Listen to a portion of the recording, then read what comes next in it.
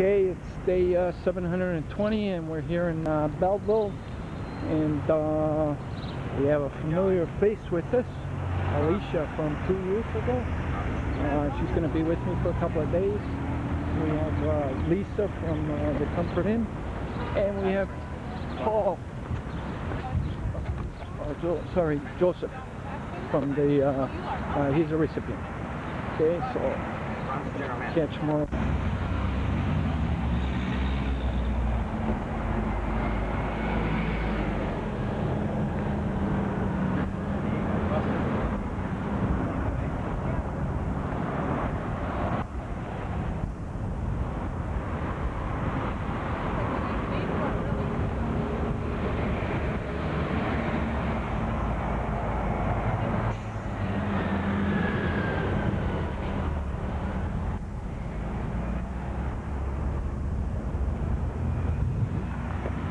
Straight ahead.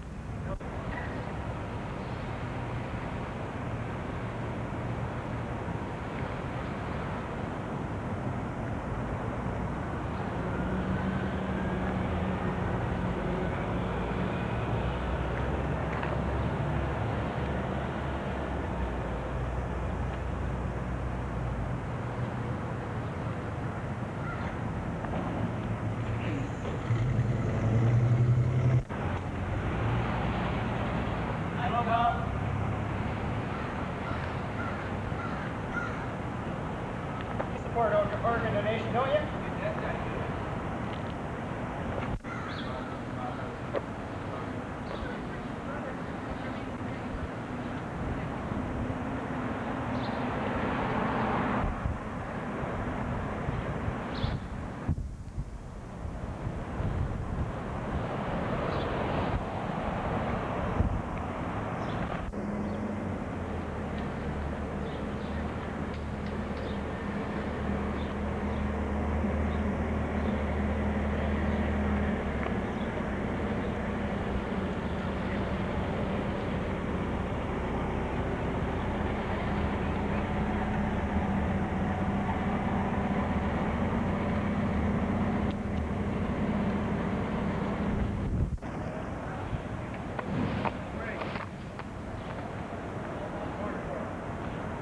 Donor awareness.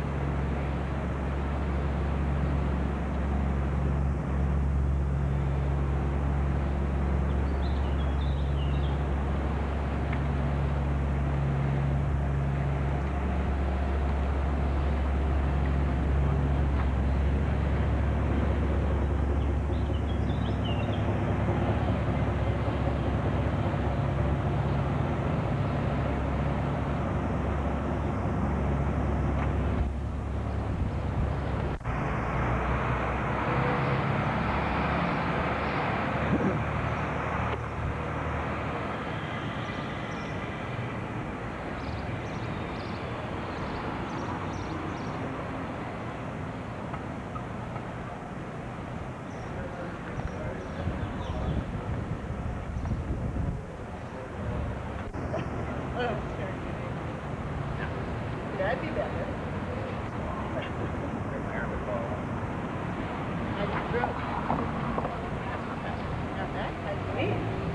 We didn't start at the start.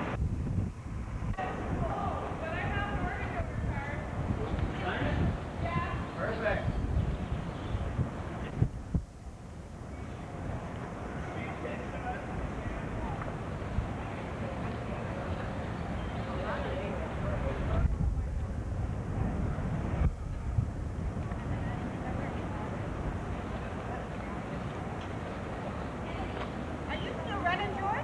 Sorry?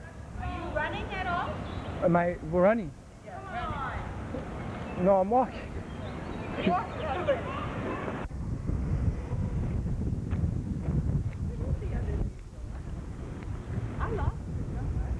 way in this recording. And a leader. And I know we have people here that's affected by it, and we'll make a few comments, and then we get on with the refreshments and social visit. And I'm going to ask our honored guest to sign the guest book,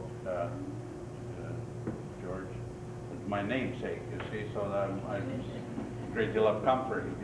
But I think it is important, as I mentioned downstairs, how fortunate we are in our society as Canadians, the humane part that we from time to time neglect to see on each one of us, that the humane part that we should want to share with people in our society less fortunate and so on, and anyone's got the good health, count your blessings. Because I've had my share in my family the past couple of years, so I can relate to a lot of things in life. It's changing completely, so I think it is a very special event. I want to ask the chief perhaps to say a few words. The chief is a great participant to any events that we have going on in our community. I'm going to ask Joe, of course, Blanche, a member of our community, and I think he's got sort of very important statements or comments to make. Chief? Yeah, I would like to thank everyone for their participation and you for your efforts. Going back to 1996, we had a young, our son was born, and we knew before he was born that he needed a heart transplant. From the medical information that was available, and we knew that 2 months before he was born, which is significant in the timing of receiving a donated organ. But after he was born, we waited at Sick Children's Hospital for 5 months for a heart to come, and it never came. Now, fortunately, in its extremely rare case that Aaron's heart grew during those 5 months. His left ventricle grew, his aorta actually grew, which is almost never heard of in the medical world. But while we were there, we were just lucky that that happened, and we saw a lot of families that were waiting for the same thing and whose children died while they waited. And I'm a strong believer that that's needless, that wait should not be there. I think that there should be an automatic consent if someone does not exercise the option. And it has to be open to people who, for whatever religious reason or personal reason, choose not to donate. But other than that, unfortunately in our society, which is sort of benevolent in relation to a lot of things, people don't get up in arms unless it's personal. And they don't realize that people are dying while they're waiting for organs that they don't need to wait for. There's some complications on the medical side of things in relation to when someone is clinically deceased or when brain death happens. And some of them are just ludicrous. Some of our doctors don't know enough or choose not to sometimes inform families that donations are needed. I actually know of one situation where a young child was going to be born brainless because of the way that the infant had developed. But because there was no brain, they could not be declared brain dead, and therefore all the organs could not be donated. But the technicality was they could never pronounce death at that level to make use of the other organs. Ridiculous for people that are waiting at Sick Children's Hospital or at London or Ottawa or at Kingston, or for adult donors to come. And with the accidents and the unfortunate situations that so many people go through, we have to, as a society, and we have to have our medical practitioners continually reinforcing the need for organ donation. I think the provincial government tried to undertake some initiatives. They even had Don Cherry at one point, who was going to become involved as a spokesperson for organ donation. And I met Don Cherry, unfortunately, through, I say unfortunately because it was through an officer named Terry Ryan, who was killed just last week by a drunk driver in Durham region. And Terry was a strong advocate of organ donation and had introduced us, hoping that I could work at some level in increasing the awareness. And that never really came across from anything I've ever heard provincially or through that organization. Us hoping that I could work at some level in increasing the awareness, and that never really came across from anything I've ever heard provincially or through that organization. But we have to keep raising that awareness, and anything that we can do, anything that I can do here, I'm certainly, I've made myself available to Sick Children's Hospital and other places to talk on that issue and some other issues. But we have to do what we can to help all of these people who needed organs at one point, living proof. and their lives are living proof of what it does. So thank you for the time. Thank you, Chief, for your kind remarks. Joseph, would you like to come up and tell us your story, because I know it's your hobby. Oftentimes, people say it's great to be here, and when they say that, they don't genuinely mean it. It's just a figure of speech. But when I say that it's great to be here, I sincerely mean it. And the reason I say that is because when I was 18, I was diagnosed with a very rare form of liver disease. At that time, the doctors essentially told me that there was no cure, and that I had roughly 10 to 15 years to live, that I'd probably be dead by the time I was 30.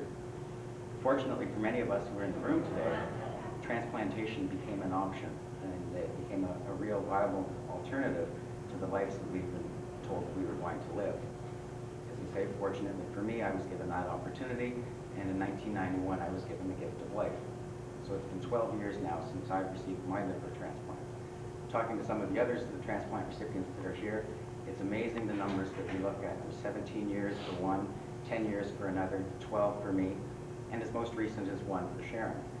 So in fact, it really does work. It gives us an opportunity as transplant recipients to become a person within society that can give back to our community, and to become people that are able to help the society that we live in become a better place. So certainly there are many benefits of transplantation that just weren't realized more than 15 years ago. And so for that, I'm very grateful. For George doing what he's been doing for the last 2 years, and walking across Canada to increase the awareness, it's a huge undertaking, and one for which I admire him greatly. And I just want to echo the comments that we heard earlier, that there are ways that we as a society can make this more of a reality, in terms of making it something that isn't necessarily a question of having to go and ask people if they would donate, but simply making it something that is an understood. Thanks. Thank you.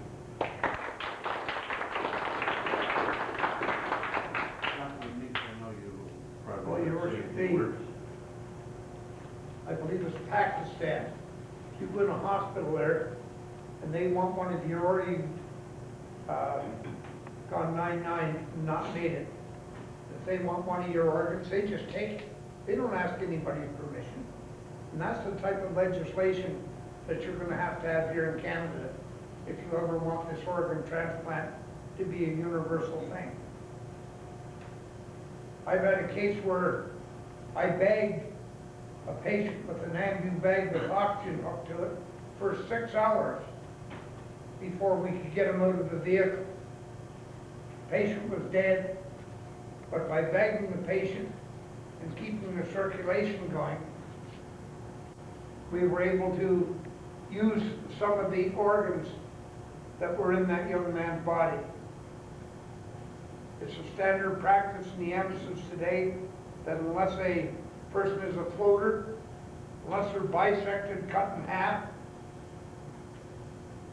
or their heads off, then you treat them as a live patient, with the idea being you can get them into the hospital, and then it's up to the staff or the next of kin to get to the next of kin, where possible, to decide to donate them organs. It's a very difficult thing to do when somebody's just lost a son or a daughter, to go to that mother and ask her if we can cut your daughter up and take the organs out of her. It is very, very difficult. You're dealing with stress, emotion. His Worship here has gone through a real period of stress the last 3 years. And I, for one, happen to know a little bit about how much it has affected. We all have stress in our lives. and I would urge every one of you here, I think it's Judy Bannon, Doug Bannon's wife, she just got a liver transplant in Toronto 3 months ago. And she's finally coming along. She was having some trouble with the drugs on rejecting the liver, but she's coming along now. Thank you, Sue. Can I don't know if there's I was going to ask one of the ladies if you would like to say a few words, then I'm going to ask George to make some comments. I would like to comment the fact that we hear so much against our present healthcare system. And in Canada, it doesn't matter if you're rich or poor, I'll just say you have the equal opportunity of receiving an organ if it's needed. About a year after I had my transplant, I have a friend down in the States, actually it's my sister, but her cousin by marriage, Carl, needed a kidney transplant. He had to prove he had $100,000 insurance, and that wasn't enough. They had community funds, they had dentists and everything to raise money for this man to get a transplant. And I think we should appreciate our health system. It has its flaws, but I think we should appreciate it. I think I want to say something on behalf of the donor family. I guess it being a recipient of a liver, as well as having a relative who's died and donated organs, and in the past 3 years, spending an awful lot of time with people who actually, you know, have had donated organs on behalf of their family. And there's one lady in Kingston who donated the organs of her daughter. How many years ago was that? 17, 12 to 17 years? A long time. And she said it was the best thing that ever happened to her. And the letters that I received from the family that where I received my liver from, the letters that I received back and the thank you saying, you know, you gave a reason to a senseless death. You know, you've given life to my husband. And, you know, that you just can't know what a good feeling it is for yourself to feel better, but as well for that family to have a reason for something bad to have happened, to have something good come out of it. And you know, you just, from an organ donation standpoint, it's such a blessing. You know, it's something that you can do for somebody else. And God knows we don't need them in heaven. You know, we need them here. We need those organs here, and we need them badly. And not just from liver standpoint, from kidneys, from lungs, from eyes, from hearts, you know, from skin and tissue, from all different aspects, and even the lady in the county from a stem cell level. You know, so there's all level of transplants that are, you know, we're using it successfully for so many years, and we're all living proof, everybody that's here. So thank you. Thank you, George, for what you've done.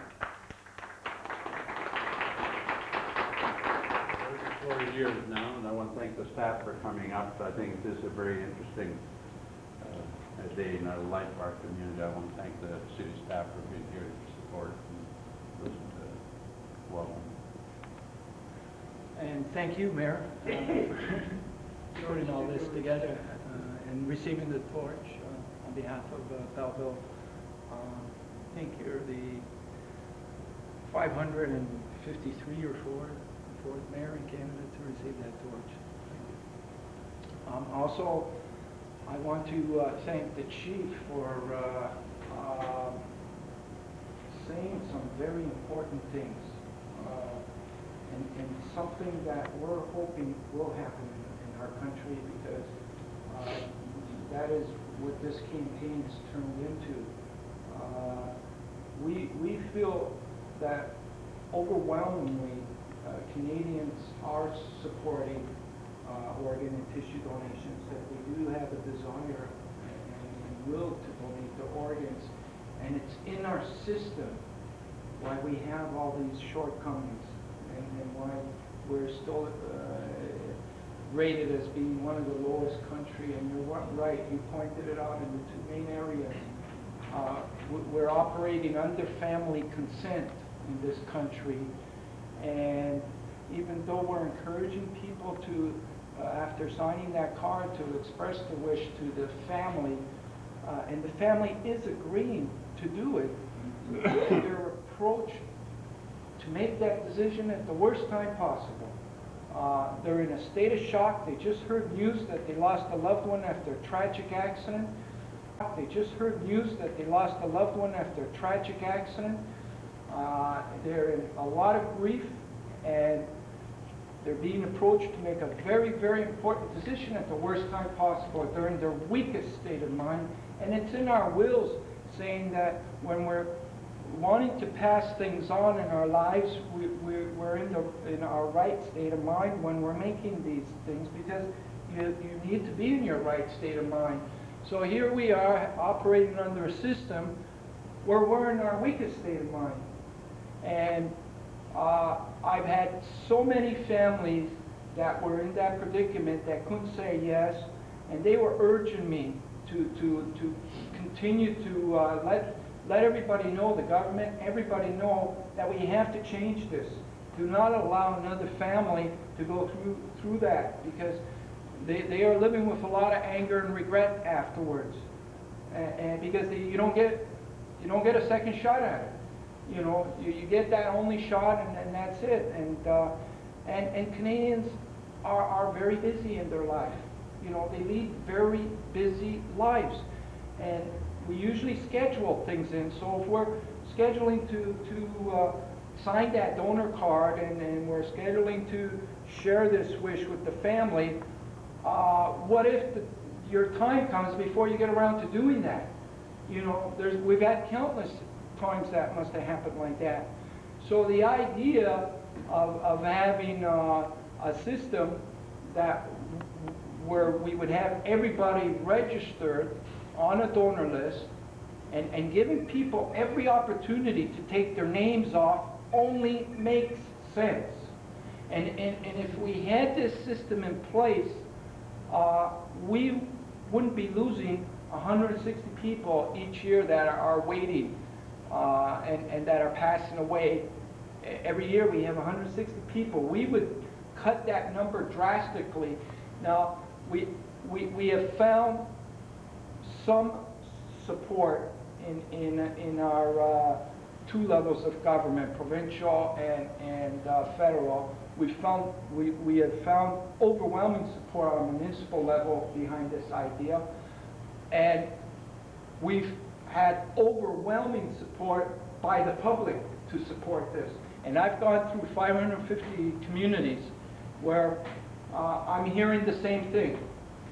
People want this. People want to have a system where we can all feel secured, and if one day we might hear the news that we might need a transplant, we'll have the best system going, because right now we don't have the best system going. We have the best medical facilities, we have the best doctors, we have pioneered probably more things in transplantation in our country than any other country in the world. We have it all when it comes to that, but we don't have a good system. And we need to change this, and we need to get the government's will to change this. And if not, then we got to bring them the public's will. And that's what we're aiming to do, and I'm determined to do that even after I finish this walk. I was very happy to hear the news that Sharon received a life-saving gift. She walked with me a couple of years ago, and she was on the waiting list.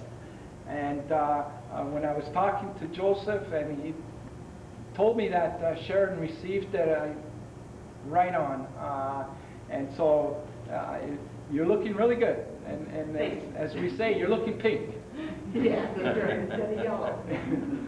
And also, I wanted to acknowledge Lisa from the Comfort Inn.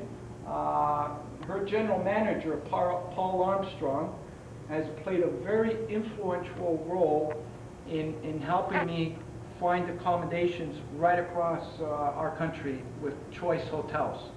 Every time I was in a spot where I didn't have any accommodations, I would give Paul a call, and I would say, Paul, can you fix something up with me? I'm out here in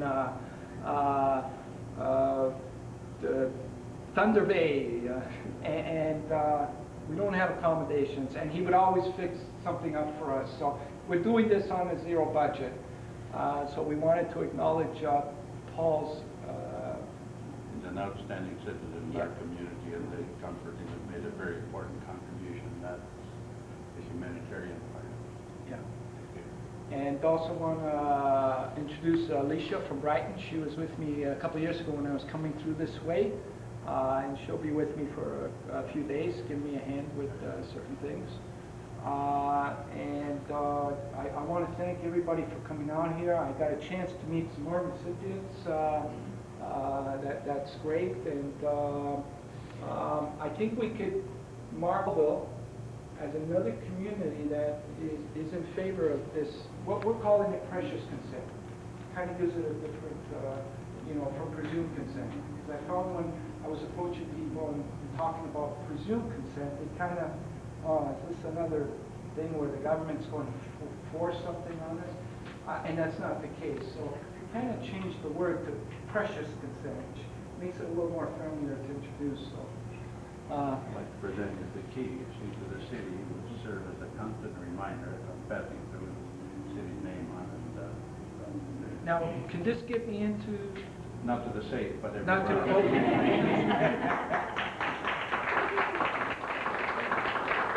Join us at the copy here and refreshments. Okay.